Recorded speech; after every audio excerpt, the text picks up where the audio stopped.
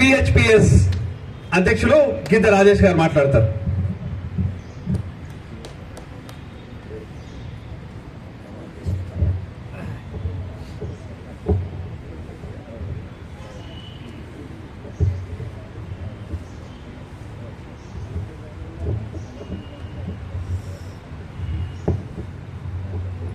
ఈరోజు హైదరాబాద్ రాజధాని కేంద్రంగా ఫెడ్ సంస్థ ఆధ్వర్యంలో ఏర్పాటు చేసినటువంటి ఈ యొక్క లూయి గారి జన్మదినోత్సవ కార్యక్రమానికి సభ అధ్యక్షత వహించినటువంటి వికలాంగుల కుల పోరాట సమితి జాతీయ నాయకులైనటువంటి అన్న గోపాలన్న గారికి, అదేవిధంగా నిరంతరం ఈ బ్లైండ్ విద్యార్థుల సమస్యల పట్ల కానివ్వండి, తెలంగాణ రాష్ట్రంలో అట్టడుగు ఉన్నటువంటి వికలాంగుల సామాజిక వర్గాల పక్షాన కొట్లాడుతూ ఒక ఫెడ్ సంస్థ అనేటటువంటిది అన్ని వర్గాలకు కూడా చేతినివ్వాలన్నటువంటి సంకల్పంతో ముందుకు సాగుతున్నటువంటి పెద్దలు, గౌరవనీయులు, తెలంగాణ రాష్ట్ర లూయి గా పేరు పొందినటువంటి మా గంగారావు సార్ గారికి, అదేవిధంగా ఈ ఫెడ్ సంస్థ ప్రధాన కార్యదర్శిగా కొనసాగుతూ నిరంతరం మాకు కూడా తెలంగాణ రాష్ట్రంలో ఉద్యమాలు చేస్తున్న సందర్భాల్లో మాకు చేదోడు వాదోడుగా ఉంటూ నిరంతరం మాకు సహాయ సహకారాలు అందిస్తున్నటువంటి పెద్దలు, గౌరవనీయులు నాగభూషణ గారికి, అదేవిధంగా ఇక్కడికి చేసినటువంటి పెద్దలు, గౌరవనీయులు రాజేందర్ సార్ గారికి, వేదిక మీద ఉన్న వాళ్ళ పేర్లు నాకు తెలియదు కాబట్టి అందరికీ కూడా పేరు పేరున ధన్యవాదాలు.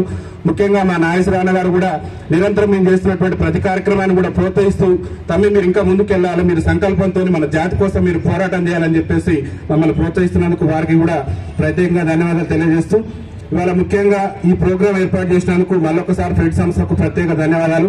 ఎందుకంటే కేంద్ర రాష్ట్ర ప్రభుత్వాలు కూడా ఇవాళ మీరు చూడండి, సకలాంగుల మహనీయుల ఏ దినోత్సవాలు వచ్చినా ఏదొచ్చినా కానీ అన్ని ప్రభుత్వ కార్యాలయాల్లో బ్రహ్మాండం జరుగుతున్నాయి. కానీ మన లూయి జన్మదినోత్సవం వచ్చేసరికి వాళ్ళ అన్న సమాజం కానీ వికలాంగుల సమాజం కానీ చాలా బాధపడవలసినటువంటి అవసరం.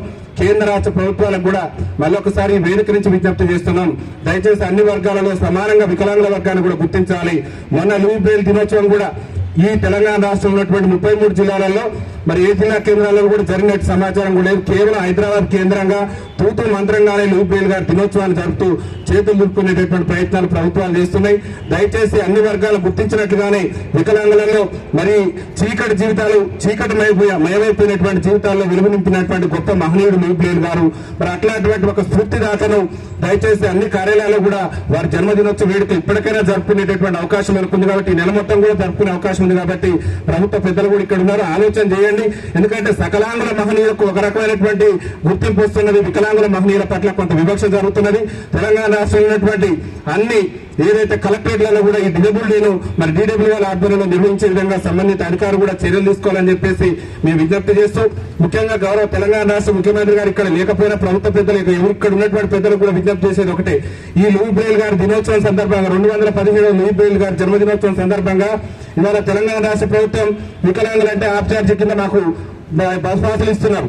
ఆ బస్ పాసులలో కూడా ఈ అంధ విద్యార్థుల పరిస్థితి మరింత దయనీయంగా తయారైన, అందులో పుట్టడమే వాళ్ళు చేసిన పాపం అన్నట్టు తెలంగాణ రాష్ట్ర ప్రభుత్వం ప్రవర్తిస్తున్నది.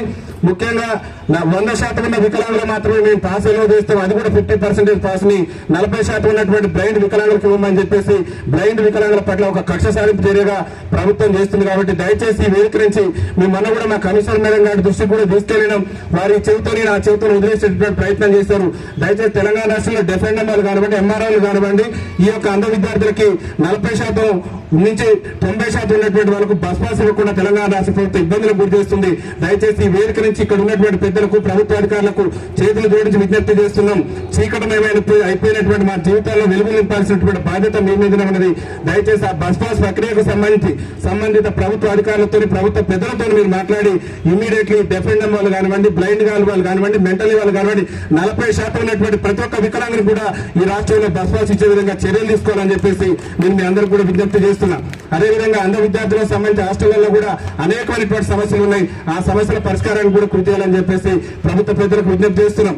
మన రాష్ట్ర ప్రభుత్వం గౌరవ ముఖ్యమంత్రి గారు కానివ్వండి, గౌరవ రవాణా శాఖ మంత్రి పొన్నం ప్రభాకర్ గారు కూడా గొప్పలు చెప్తున్నారు. మీ మహిళలకు ఫ్రీ ఇచ్చినామని చెప్పి ఎన్నికల మేనిఫెస్టోలో వాళ్ళ 6 గ్యారెంటీల్లో భాగంగా హామీ ఇచ్చారు, మీ మహిళలకు ఉచితాలను అమలు చేసినామన్నారు.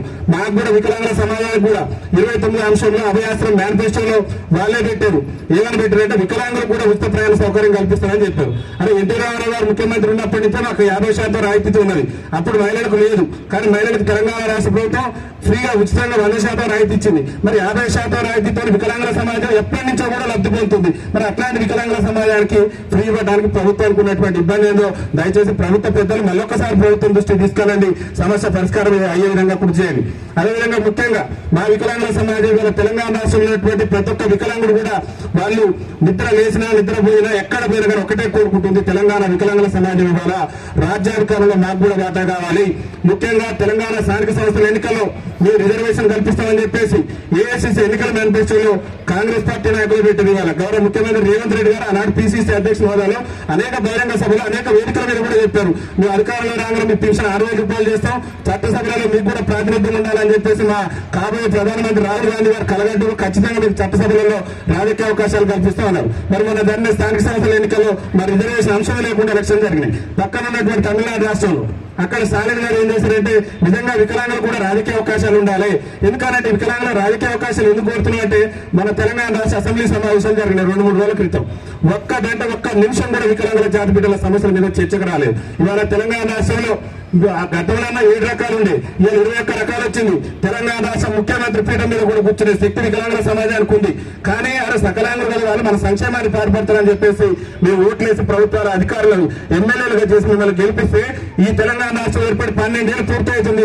12 ఏళ్లలో కనీసం 10 నిమిషాలు కూడా తెలంగాణ అసెంబ్లీలో వికలాంగుల సమస్యల మీద చర్చ జరగలేదంటే మా సమాజం పట్ల ఈ సకలాంగుల ప్రజాప్రతినిధులు ఎంత వివక్ష ప్రదర్శిస్తున్నారో అర్థం చేసుకోవాలి.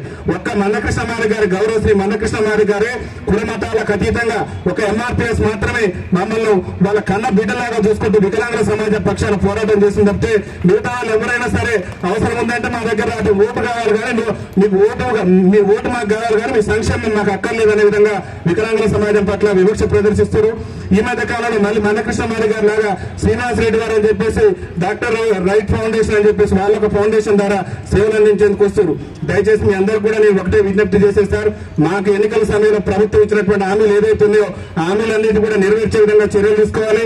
మా రాంబాబు అని చెప్పేసి మా జాతీయ కోర్ కమిటీ వైస్ చైర్మన్ గారు తన కారు ప్రమాదంలో ఇబ్బంది పడి కూడా ఇంట్లో నుంచి కదలలేని పరిస్థితుల్లో కూడా మా జాతీయ హక్కుల కోసం కంకణబద్దులుగా పోరాటం చేస్తారు.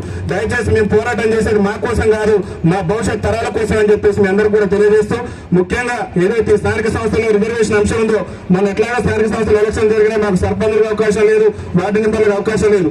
రేపు తెలంగాణ రాష్ట్ర ప్రభుత్వం ఏదైతే గ్రామ పంచాయతీలో కోఆప్షన్ సభ్యులకు అవకాశం ఇస్తుందో ఆ కోఆప్షన్ సభ్యులు 100% ఖచ్చితంగా వికలాంగులకు అవకాశం వచ్చే విధంగా చూడాలని చెప్పేసి విజ్ఞప్తి చేస్తున్నాం.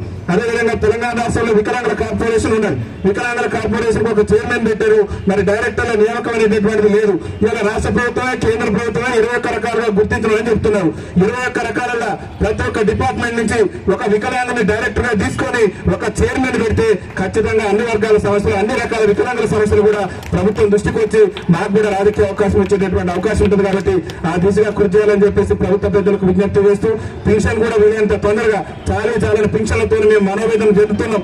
రాష్ట్ర ప్రభుత్వం గొప్ప చెప్తున్నది కానీ మా సంక్షేమం ఇంకా కుట్టుబడి ఉంది. కాబట్టి దయచేసి పెన్షన్ 6,000 పెన్షన్ హామీ కానివ్వండి, ఆర్టీసీలో బస్ పాస్ సౌకర్యంగా కానివ్వండి. ముఖ్యంగా వికలాంగుల విషయానికి వచ్చేసరికి మేము పాఠశాల మెట్లు కూడా ఎక్కలేనటువంటి మా వికలాంగుల సోదరులు ఇవాళ పీజీలు పిహెచ్డీలు పూర్తి చేసి తెలంగాణ రాష్ట్ర ప్రభుత్వం గౌరవ ముఖ్యమంత్రి రేవంత్ రెడ్డి గారే ఎన్నికల మేనిఫెస్టోలో చెప్పారు, మా కాంగ్రెస్ పార్టీ అధికారంలోకి వస్తే ఈ తెలంగాణ రాష్ట్రంలో వికలాంగుల బ్యాక్లాగ్ ఉద్యోగాలు భర్తీ చేస్తామని చెప్పారు. కానీ నేటి వరకు కూడా వికలాంగుల బ్యాక్లాగ్ ఉద్యోగాల ప్రస్తావన లేదు. కాబట్టి దయచేసి వీలైనంత తొందరగా అది పాఠశాల మెట్లెక్కలలో అది 10వ తరగతి చదువుకున్న ఉద్యోగం వస్తుంది అనేటటువంటి రోజుల నుంచి ఈ రోజు పీజీలు పిహెచ్డీలు చేసినా కానీ మాకు ఉద్యోగ అవకాశాలు లేక ఉద్యోగాల కల్పన కోసం రోడ్ల మీద ఆఫీసుల చుట్టూ తిరిగేటటువంటి పరిస్థితి ఉంది. కాబట్టి దయచేసి వికలాంగుల బ్యాక్లాగ్ ఉద్యోగాల భర్తీ కూడా చొరవ చూపాలని చెప్పేసి గౌరవ ప్రభుత్వ పెద్దలందరికీ కూడా విజ్ఞప్తి చేస్తున్నాం. అదేవిధంగా ఈ తెలంగాణ రాష్ట్ర రాజధాని కేంద్రంలో అన్ని కుల సంఘాలకు భవనాలు ఉంటాయి, కానీ మా వికలాంగుల సంఘాలకు భవనాలు లేవు. కాబట్టి దయచేసి తెలంగాణ రాష్ట్ర ముఖ్యమంత్రి గారికి ఇక్కడ ఉన్న ప్రభుత్వ పెద్దలకు విజ్ఞప్తి చేస్తున్నాం, వికలాంగులు కూడా తెలంగాణ రాష్ట్ర రాజధాని కేంద్రంగా ఒక 10 ఎకరాల మైదానంలో వికలాంగుల భవనం కట్టాలి.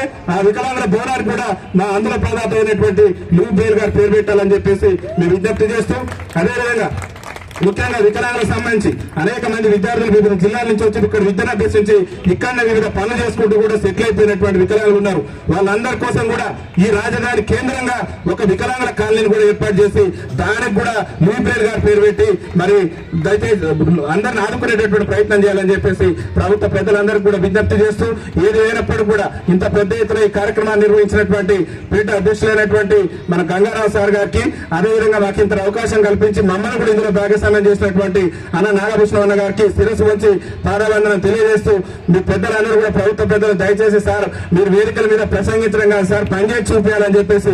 ఎందుకంటే మన ఈ మధ్యన మా అడ్డు లక్ష్మణ్ గారు చెప్తున్నారు, మంత్రి గారు వచ్చి త్వరగా పెన్షన్ పెంపు, త్వరగా ఆర్టీసీల వికలాంగులు ఫ్రీ అని అంటున్నాడు. అరే ఆల్రెడీ మహిళలకు ఇచ్చి మా వికలాంగులకి ఇవ్వడానికి మంత్రి గారు కొన్ని ఇబ్బంది అయినా మాకు అర్థం కావట్లేదు. అంటే మా పట్ల కొంత వివక్ష ప్రదర్శిస్తున్నట్టే కదా. అరే ఒక సీనియర్ ఐఏఎస్ అధికారి అయినటువంటి స్మితా సగర్వాల్ గారు మా వికలాంగుల సమాజం దేనికి బలికిరాదని కామెంట్ చేశారు. కాంగ్రెస్ పార్టీ వల్ల ఎన్నికల మేనిఫెస్టోలో పెట్టారు ఈ రాష్ట్రంలో వికలాంగుల అట్రాసిటీ చట్టాన్ని అమలు చేస్తామని చెప్పారు. మరి వికలాంగుల సమాజాన్ని కించపరిచినటువంటి ఆ సీనియర్ ఐఏఎస్ అధికారి మీద కూడా చర్యలు తీసుకోవాలి కదా. చట్టాన్ని అమలు చేసేవాళ్ళు మరి ఎందుకు చర్యలు తీసుకోలేదు అంటే మా పట్ల జగిత్యాల జిల్లాలో ఈ మధ్య కాలంలోనే మా వికలాంగులు గోడు చెప్పుకోవడానికి వెళ్తే మా వికలాంగులు పోలీసులతో లాక్కెళ్ళేటటువంటి పరిస్థితి. దయచేసి చట్టం అమలు కూడా జరగట్లేదు.